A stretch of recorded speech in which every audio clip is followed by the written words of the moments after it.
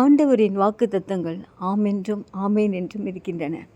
So Isaiah 54 அழகான நிறைய வாக்குத்தத்தங்களை தேவன் தந்திருக்கார். ஆண்டவர் அந்த வாக்குத்தத்தங்களை ஒரு நாளில் என்னோடு பேசினார். ஸோ முதலாவது வாக்குத்தத்தம் என்று சொன்னால், உனக்கு விரோதமாக எந்த ஆயுதங்கள் எழும்பினாலும் அது வாய்க்காது. உன்னுடைய சமாதானம் பெரிதாக இருக்கும். நீ வலதுபுறத்திலும் இடதுபுறத்திலும் இடங்கொண்டு பெருகுவாய். நீ பயப்பட மாட்டாய். திகில் உன்னை அணுகாது. ஸோ மலைகளே விலகினாலும் பர்வதங்களே நிலை பெயர்ந்தாலும் என் கிருபை உன்னை விட்டு விலகாமல் இருக்கும் என்று சொல்லி என்னை தேற்றினார்.